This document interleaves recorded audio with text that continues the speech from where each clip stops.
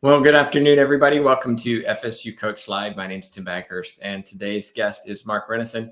He's a professional pickleball coach. Mark, my first pickleball person on the show, so welcome, congratulations. If you wouldn't Oh, mind, thanks, Sam. I'm happy to be here.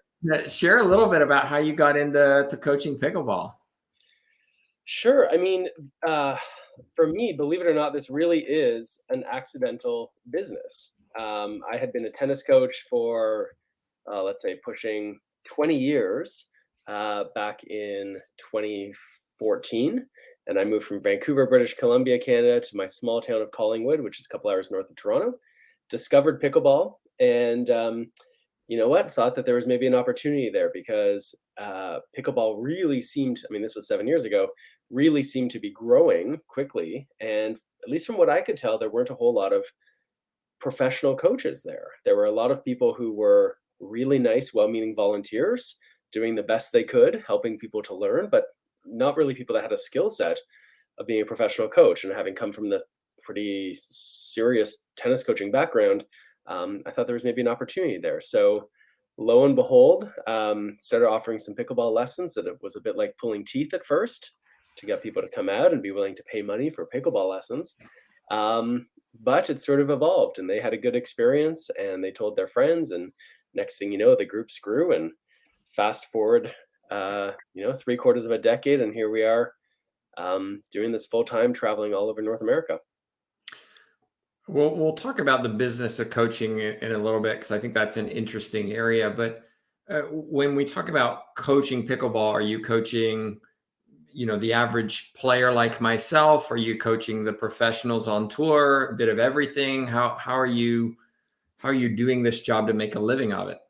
Yeah, so we really have sort of um, a few different branches of the business, I guess I would say. And when it comes to me coaching and working with players, the majority of them, it's sort of like a bell curve, right? The majority of them are what we would consider those intermediate players, right? The 3.0 or 3.5 players, even the 4.0 and up. There are some times that I do some contract work for some of the pro level players who think that I might be able to offer some insight.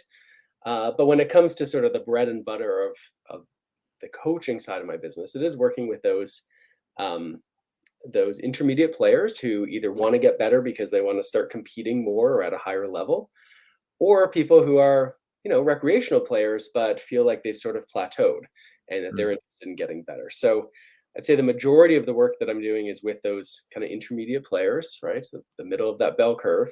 Um, but we also do some work on those higher ends. When it comes to working with brand new players, believe it or not, I came from working with 4 brand new players just now. That's something that we do, but I would say on a smaller scale. There's typically local coaches in communities, or instructors, or even just volunteers who kind of get those people started. But it's really those people who play but want to play better that we do most of our work with. Mhm. When you said you do contracts with kind of the professional athlete, how does that look? Is it you just come in and look at their game for a certain period of time? Are you looking at their whole perspective as an athlete? What do you actually do in order to help them become better? Yeah, so it's a good question. It really varies from person to person. So in some cases, I think of one person in particular, she found that she really wanted my us to work together from a singles pickleball perspective, right, one on one. And she really felt like she was good. She was sort of like a mid range player, right? Of the top 10, she was sort of mid range, but she could never quite get over that hump. And there were certain players that she always sort of couldn't quite get past. And between chatting in person, or sometimes listening to the work that I do, whether it's video work or commentary work or our podcast work, she thought, hey, maybe he can help me out. And so we had a couple meetings. Um, this was sort of going into COVID, a couple meetings to kind of talk about it, and we figured out an arrangement and how it would work. And really, what I did in this case, I had a sense of what it was that she needed, but a lot of the time the elite players, like, they want data to back it up. They don't want just your opinion. They want to see, Hmm. show me. And so I Hmm. spent quite a lot of work going through video of her playing, either don't want to say her nemesis, but either the player that she was sort of stuck against, or either even other matches, and kind of highlighting, um, hey, when you do this thing, the results are not typically good. Mm, Right? For example, if you're reluctant to come forward and move toward the net, right? Results aren't typically good, and in the end, the first one of you who does come forward, like good things tend to happen. But then sort of contrasting that with when she did those good things and say, look, like you've got this in you, right? Just needed a little bit of a push. So it really varies from player to player. Sometimes it's it's individuals who want to work together. Sometimes it's as a team. Sometimes it's getting ready for a particular tournament. So with those higher level players, it's usually like a really specific kind of task, which is quite different from when I'm traveling to wherever and we're offering 3 days of a camp or clinic. Something sure, like that. sure. Yeah. And just a reminder, if you're watching, if you have a question for Mark, just put it in your chat box. We'll try and get it to him. We've got one in here, and it ties in with your coaching. And is it difficult working with an individual when they play mostly doubles, given the fact you're working with the individual, not necessarily the team? So how does that work when it's doubles is you're really reliant on your teammate. They may be coached by someone else completely. Yeah. So that is, I mean, doubles is always interesting for any sort of sport, right? Is there's only so much you can work on in terms of a player's individual skills, right? Because there's also this whole element of chemistry, right? Or how teams play together. So that's why it's great when you are able to work. And I've had a lot of situations where people have come to me as a team, right? Hey, we're going to make a trip of it, or whatever, and we're going to work with you as a team together. That being said, I mean, there's a whole set of really valuable fundamental pickleball skills that, regardless of how good your chemistry might be with a partner, if you can't hit certain fundamental shots in certain fundamental situations, Mhm. then the chemistry doesn't really matter that much, right? Yeah. Sure, maybe they make you feel good after you blow the shot and put it in the net or hit it 3 feet long, but you're still lost.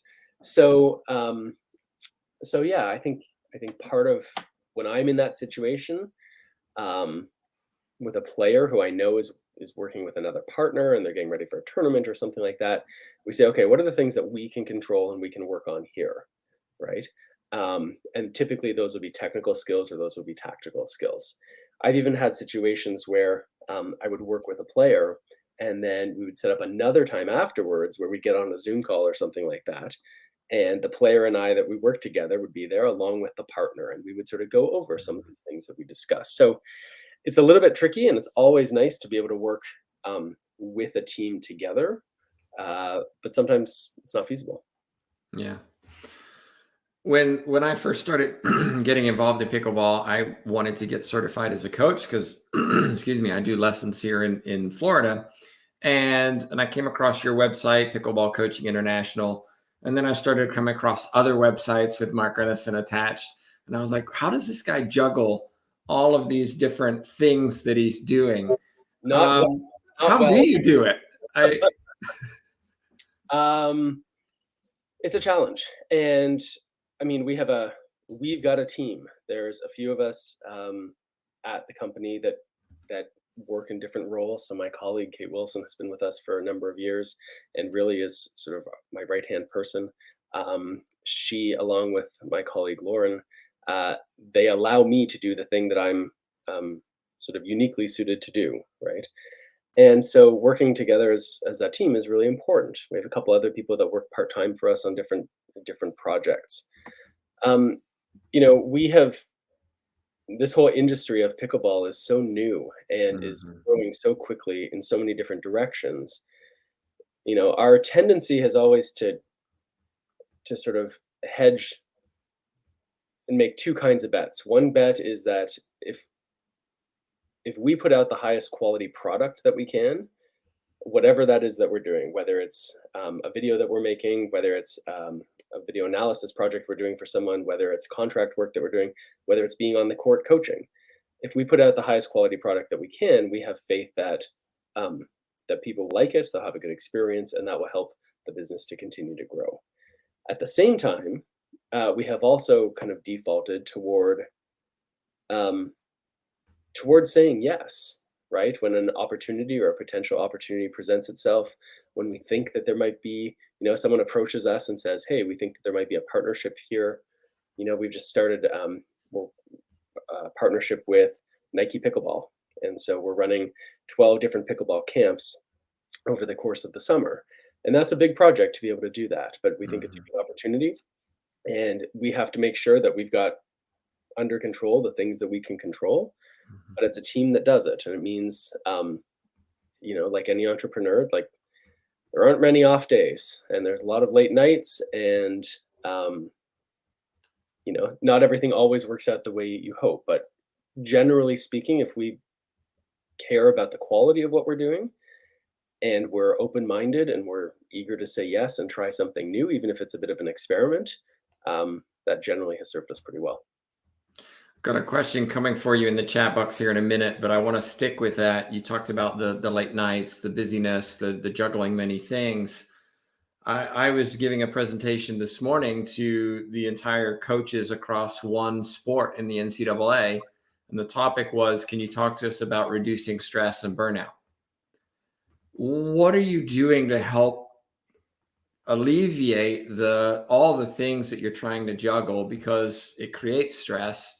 How do you balance that life that you should have versus the job that you have when the two often intermix together? So to be perfectly honest, it is not balanced. Like I do not live a balanced life right now. Fair enough. And you could ask any of my colleagues, you could ask my wife, you could ask my kids. Um, there's not a lot of balance right now, and that, to be honest, is a problem. Um, I remember years ago when I started this business, I was lucky enough to get into a program here in my small town that supported entrepreneurs in these new projects they were doing. And I remember going around the room and people were talking about the question was like, how do you find balance? How do you take time for yourself? Avoid burnout? These good questions that you just asked. And I remember going around the room and listening to all these people saying all these things they were doing. And it was so foreign to me. Hmm. And I said, anything that you are doing here, I do not recognize as like something I do. And in part, and I think this is true about a lot of entrepreneurs, I think in some ways it's true for a lot of athletes. I think it's true for a lot of coaches, especially high performance coaches, where like a pretty significant motivator is fear, right? Is fear that it's going to fail, fear that it's going to collapse, fear that you're not putting in the effort that the project deserves or the people relying on you deserve.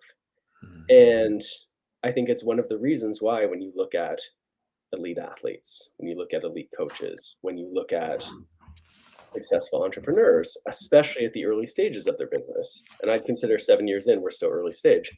Um, in some ways, I kind of think if they are really balanced, I mean, I don't want to say that's a problem, but I do think that that's probably more of the exception than the rule. And um, yeah, I mean, it's one of the reasons you hear about this all the time, why, elite athletes end up sort of, like, in romantic relationships with each other, because I think that to be an elite athlete requires so much focus and so much time, and I don't wanna say narcissism, but so much, like, worrying about yourself and your performance, that it is very hard for someone who isn't in that world Mhm.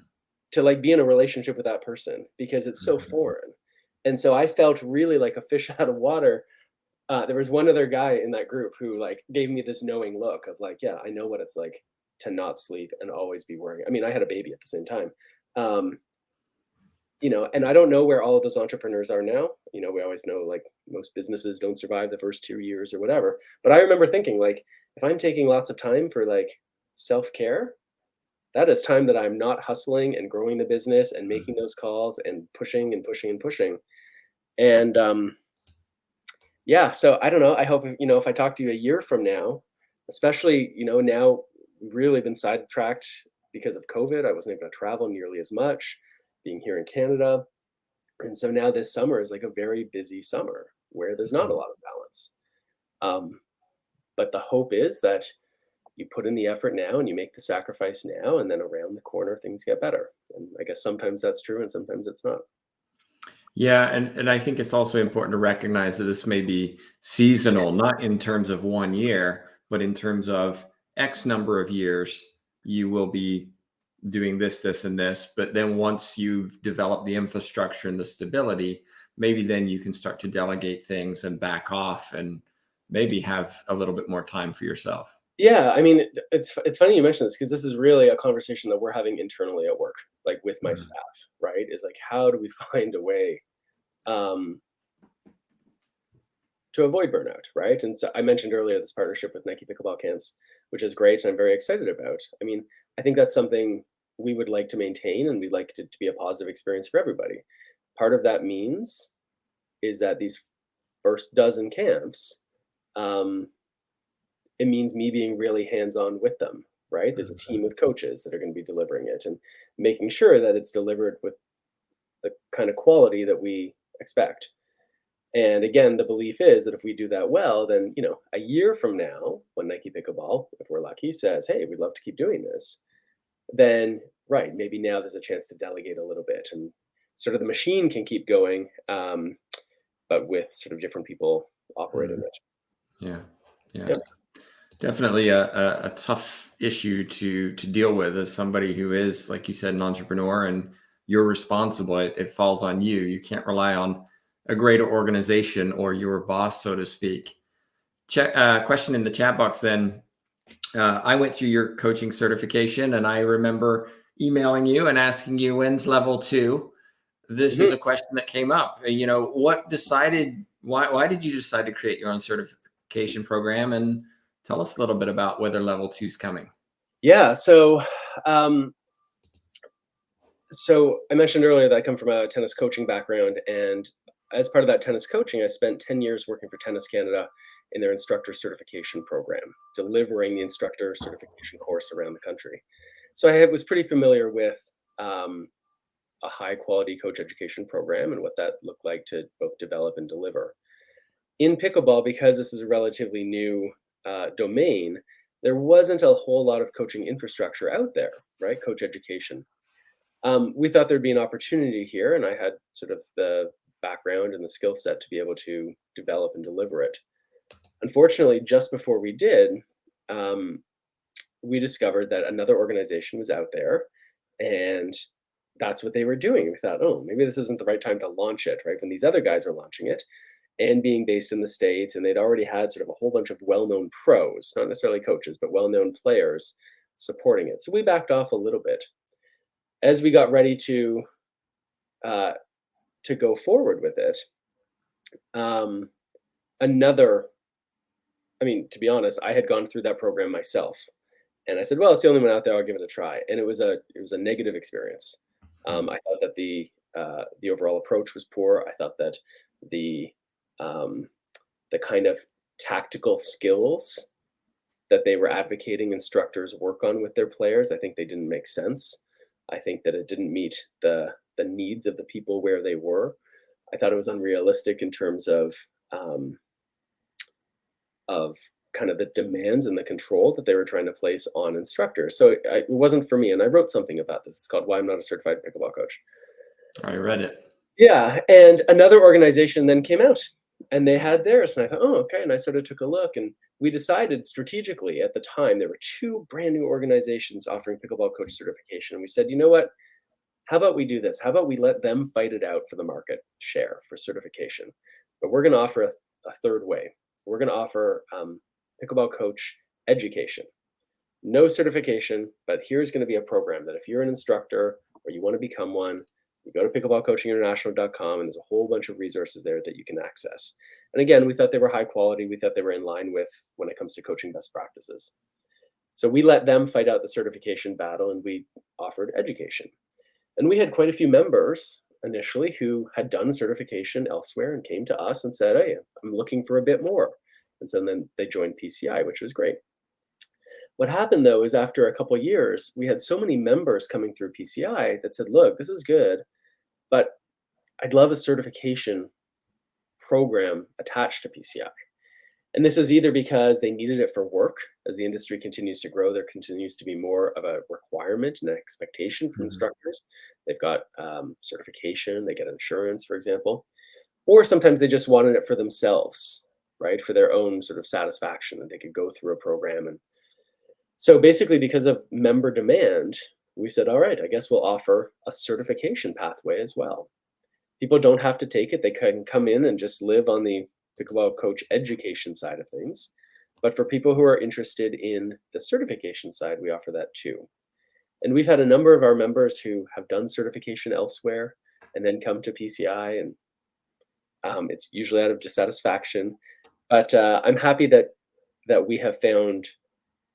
I'm happy that many of our members have found a home with us that Mhm. maybe they haven't found elsewhere. The same way that years ago when I tried one of the other programs out there, I didn't feel at home there. It wasn't for me. The pedagogical approach was didn't match with what I knew to be good quality teaching.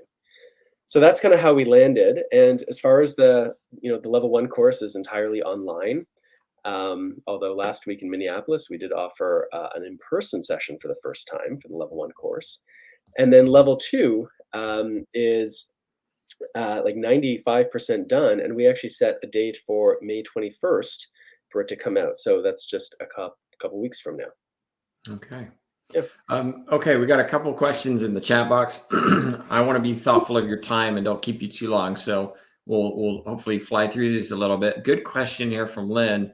Been asked to teach beginner pickleball to kids, 9 to 12-year-olds. Never coached anything before. Of course, you've coached children. Do you have advice on how to keep them engaged and interested? Right. Okay. So yes, I mean I've spent a ton of time coaching kids in the past, mostly through tennis, but also now through pickleball. Plus, I have two children of my own. Um, so a couple things out there is when I think it's a mistake when people talk about how children have like short attention spans. Um, my children, if you put on a particular TV show, It's what they're interested in. it is very clear that they have the attention span to sit there for who Mhm, knows how long to watch it, right? So long as they're interested in it. And so mhm. when kids lose interest in something, it's not because of their attention span, it's usually because what's being presented to them no longer appeals, right? So I think that on the PCI website, pcipickleball.com is the easy way to get to it. We have a whole free intro instructor program. It's me on the court for 70 minutes with three brand new beginners. Now they are adults, but that kind of approach that we take, where it's not me talking all the time, but it's them learning by doing, right? It's getting them involved. I'll give you a little example, Tim. I don't know how familiar you or your viewers are with lawn bowling. I am, With believe it lawn or bowling, not, because right? I'm from England, right? I'm English. I know Yeah, these you things. roll the heavy ball along the grass, you try to get it toward the little white one, right? That's what you do. I remember years ago, I'm supposed to be a school teacher. Years ago, I took a bunch of kids, grade 5 and 6, and to the local lawn bowling club. We'd set it up. I said, "Hey, do you guys want, I want my kids to like experience something new." Lawn bowling is literally rolling a heavy ball towards some other ball. These very nice volunteers who were doing their best spent 25 minutes talking to the kids Mhm. about how they're supposed to roll this ball.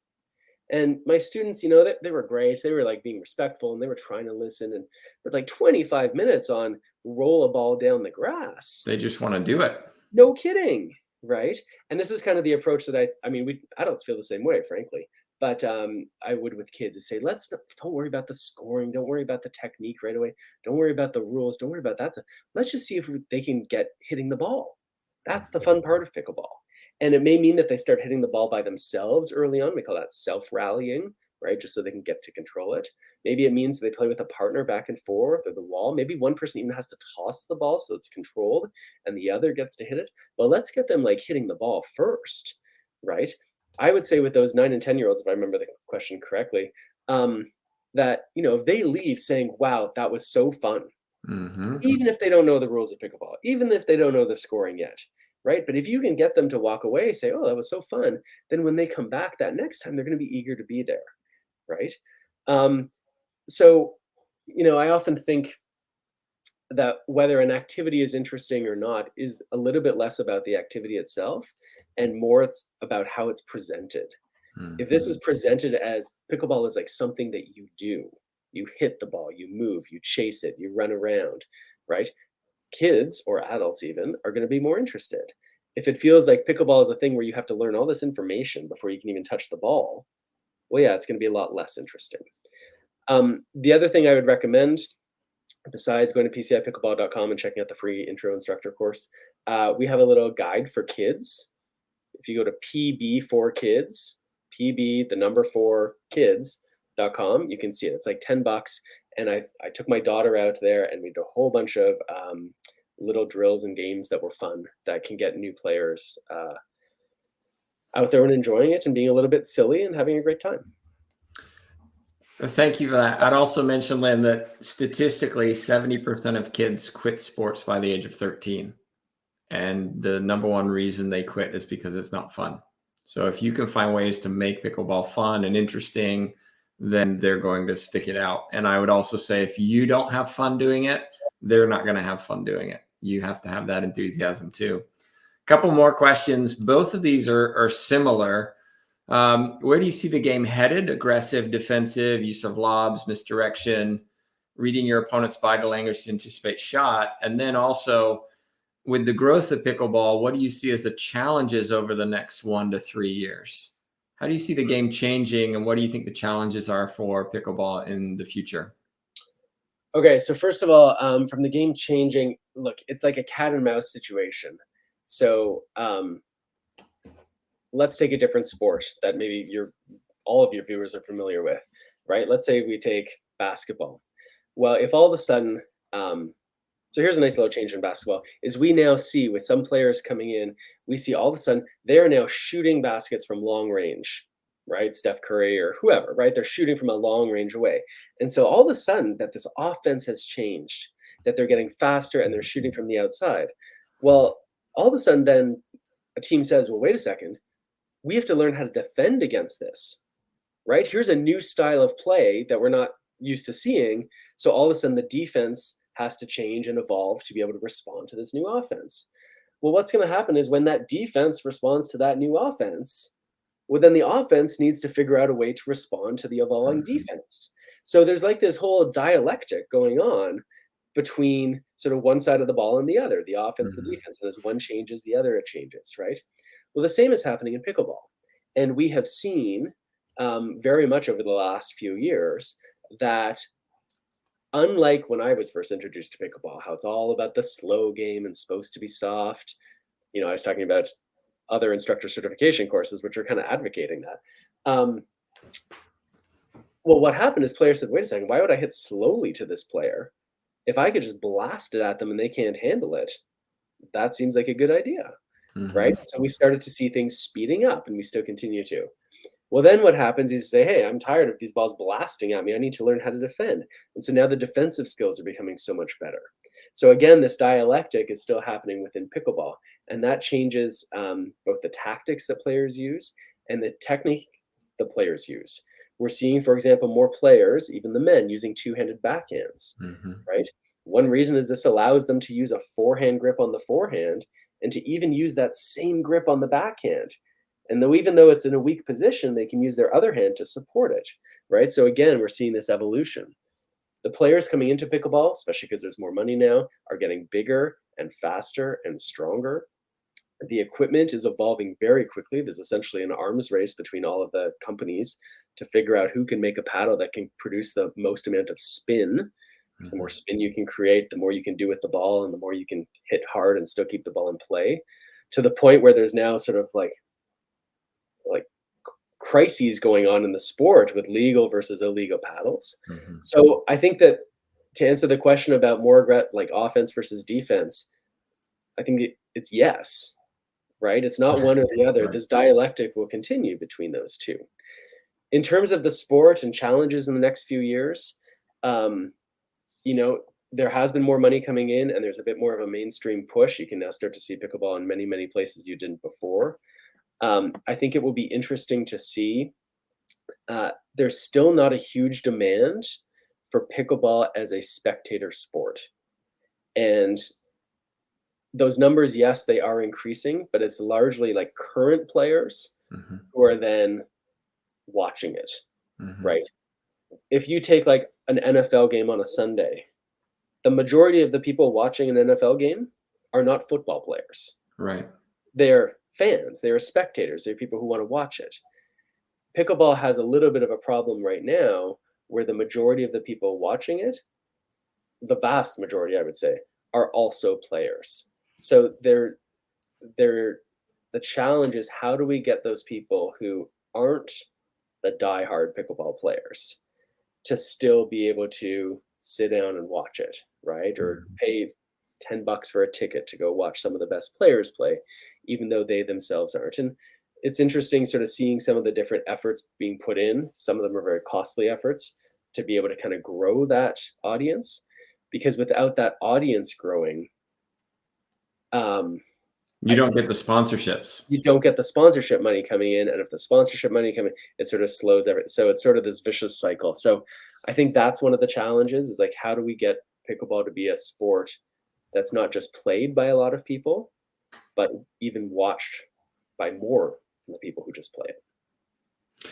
I've for the last 10, 12 years have been heavily involved in racquetball, and I'm actually going to commentate in South Carolina tomorrow, so a long drive ahead of me this evening. But I a lot of those players don't have a full-time coach, or may not even have a coach period. They tend to coach themselves and learn through trial and error. And now that I've gotten into pickleball over the last 12, 18 months, and I'm now coaching it, I've been asking that question on the social media groups, et cetera. And the typical response is, yeah, most of the pro players don't really have much of a coach. Given that there's more and more money involved in being successful in pickleball, and pickleball professionals can make good money, why do you think there is that disconnect between pickleball and, say, tennis, where pretty much everybody's going to have at least one coach, if not a team of coaches? Right. So it's a good question. Uh, like I think the short answer is that pickleball is still a baby of a sport, Hmm. right? If you take as an analog, you take professional tennis.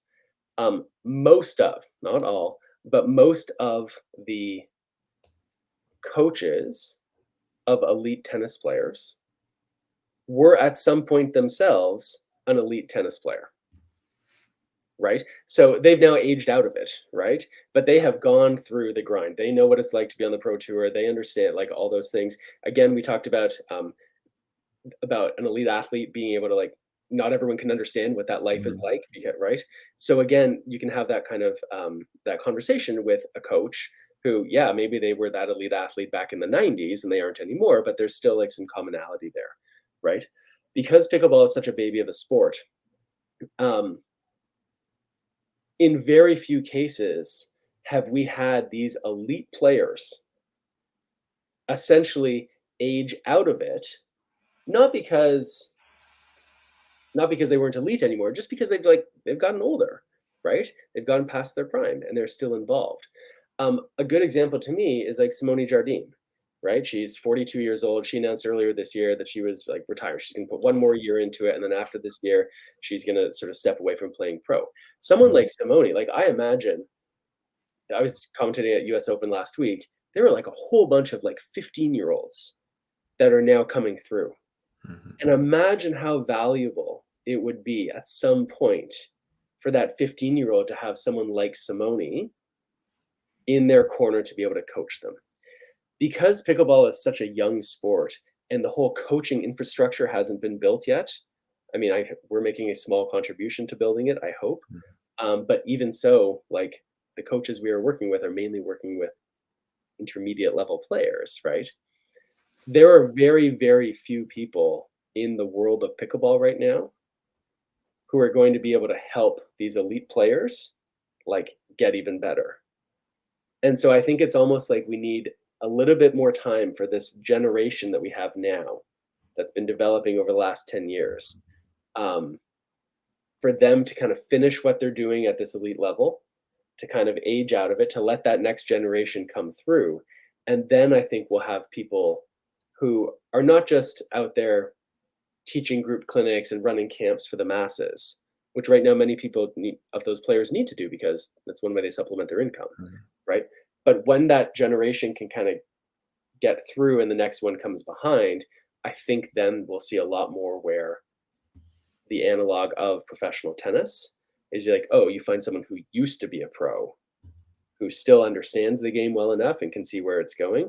I think that's where we're going to be. So I would say probably in the next like 5 to 7 years, I think of someone like Morgan Evans, who's a colleague of mine. He is someone who, we have a shared sponsor with Selkirk. He is someone who the company Selkirk said, all right, Morgan is going to be our like team coach. All the sponsored Selkirk players at some of these big tournaments, Morgan is going to be there. He's your guy in your corner. You need some coaching, he's out there. You need a warm up, he's out there, right? Morgan is still an excellent player. He's a couple years older than me. He's still an excellent player, but he is now someone who is no longer like at the top of the game when it comes to those players. And I don't think he wants to be. He's now coaching Simone, right, in singles.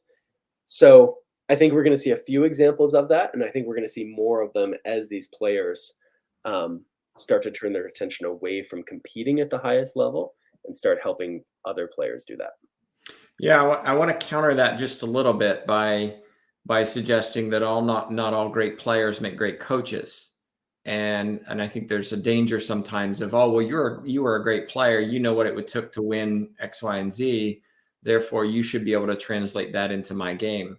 And without, don't get me wrong, a lot of great players become great coaches. But I think there's also that we got to be careful not to make the assumption that just because somebody didn't play Pro Tour or whatever, they can't also be effective as a coach for somebody who is a pro. I was with you until that last sentence. So you think that a pro coach has to have been a pro player? I think so. For what we see in the majority of coaching situations right now, and we're not talking about elite players or working with the pros or anything, but you go to there's a pickleball camp somewhere, wherever. I think you're absolutely right that if we just pluck a top 10 player and say, great, you're now in charge of working with all these intermediate players to make sure that it's safe and fun and effective and they have a great time and all of that, I agree with you 100%. I think that there are going to be a lot of these very elite players who really struggle and stumble because they don't have necessarily the skill set of coaching, right? They themselves, if they're an elite athlete, you just ask them, hey, can you do this? And they're like, oh, sure. And they do it, right? And it's very hard. That creates a blind spot for these coaches working with people who aren't as athletic, who can't just do it, right? And so that's where a lot of really strong players really struggle to work with, let's call them the average player, right? I do think that if you take a top level player, a 5.0 and above player who's out there making money and doing whatever, that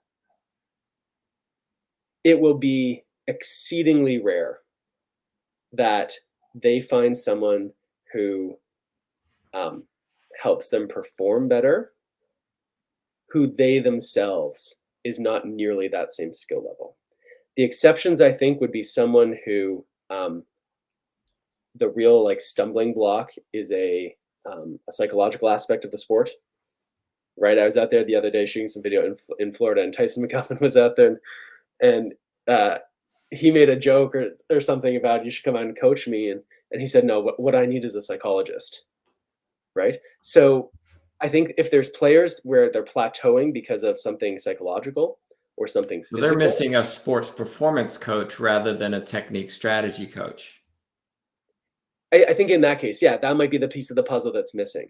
Okay. But I think it's going to be very, very hard. It'll be even harder to get the buy-in, right, from the player. It's like, okay, here's what you play. What you play 3.5? Yeah, I can agree with that. I can agree with that. You're going to come and I think that's going to be tough. But in the same instance, I mean, this is a fun debate, right? Because there are a lot of coaches out there outside of pickleball who almost either didn't play the sport or didn't play at very high level. And if as an example, Bill Belichick, arguably the greatest football coach we've seen in our generation, mediocre football player. And so, I mean, that's just an example. So I think it's an interesting area of discussion because you have some elite professional players who go on to become extremely good coaches, but you also have some who go on and don't do a very good job at all. When there are other people in the sidelines who, okay, they're competent performers, not necessarily elite. Who knows? Maybe they started when they were 35 as opposed to when they were 15. And so they never got that opportunity, but they went and got the training and they went and got the certifications and learned how to do it, Yeah. where the other So person relies on what their experiences are. So it's that balance. I think having both, perfect, right? Great pro player, went on to become a great pro coach, works perfectly. But I think there's a danger there of just making some, oh, well, you are on the pro tour, so that will translate into coaching. Um, yeah, no, I agree. It can definitely be dangerous to go too far that way. I think this is where um, I go back to my argument that because pickleball is such a baby of a sport, mm, it doesn't have the infrastructure. So if you look at like let's say your other examples, right? You will often see play coaches who excel in what we might call the minor leagues, mhm. right? Our Toronto Maple Leafs, right? Sheldon Keefe, our coach right now. I mean, I remember years ago when I was watching him coach like the farm team, right? And Mike Babcock, the like renowned like Hall of Fame coach, was coaching and didn't. And so what happened is because Sheldon Keefe had so much success at these lower levels, he's proven himself as a coach, right? And then he goes up and then he goes up and he goes up, right? That's what I mean by the coaching infrastructure. Or you see that in college sports, you'll often see this, right? Is that although there's not always a perfect transition between coaching college sports and pro, but you know what I mean, I is do. there are steps along the way for coaches to continue to develop their skills, to show their skills, to prove themselves, to learn from the teams that they're coaching. And so, yeah, we can look at a Bill Belichick or we can look at other examples of, yeah, we now see them at the top level. But if we care to look at it, we can go back and track how they sort of climb that ladder based on Mm, performance. And we can't yet do that in pickleball mhm, because the sport itself is so immature. mhm. So really, what have we got? Well, we've got like, well, I don't know, how good are our player are you, All right. right? And so that's where, I'm proud of what we're doing with Pickleball Coaching International to continue to try to push this conversation a little bit and to start to push back against some of the conventional wisdom about how to play or how to coach. I'm really proud of the work that I do with. I'm back with Tennis Canada now as their head of pickleball coach education. This is in partnership with Pickleball Canada. And so we're working hard in sort of these different directions to build the coaching infrastructure, um, to start to think a little bit more about it, and then to support the coaches who kind of want to get more involved. And I love it when I see an elite player who then says, "Hey, like, what do I need to do to be part of PCI?" Mhm. And I know already I know they're going to be a good coach. I've seen them out there. I see how they interact with people. But the fact that they still want to do it and they're curious and they want to go through the whole program, to me is a really great sign, right? So we're trying to do what we can here, but I do think that as the sport continues to grow, um, that we'll start to see a little bit more of that in the same way we see it in other sports. Yeah. Yeah. Looking at pickleball as maybe a newer set of eyes on the sport compared to racquetball, where I've been for the last decade. There's a lot of similarities across them. And for me, I see a lot of these athletes, they have the technique, they have the strategy, but it's the nutrition, the strength and conditioning, the sports psych, it's all the ancillary areas that they don't have somebody providing them with that content. Mark, thank you so much for joining me. And I know we could talk for a lot more, I'm sure. But again, I want to be respectful of your time. Well, if somebody does have a question while listening to this on our podcast or watching later on YouTube, what's the best way for them to get in touch with you? Yeah, so we're like between Third Shot Sports and Pickleball Coaching International, we are all over social media. So you can usually find us any of those ways. If you just want to send an email, mark@thirdshotsports.com is a very easy way to get directly to me or to someone from my team. And yeah, we're always happy to help, whether it's talking about pickleball specifically, or coaching pickleball, yeah, you can email us or you can find us on all the social media. Well, I know I've enjoyed my conversations with you, and look forward to more of them. Thanks again for joining us. And just a reminder, everybody, we interview somebody within sports and typically coaching every couple of weeks. So be sure to subscribe to the YouTube channel or podcast wherever you're watching. But on behalf of myself, Tim Baghurst, and Mark Renneson, thank you so much for watching. Thanks, Tim.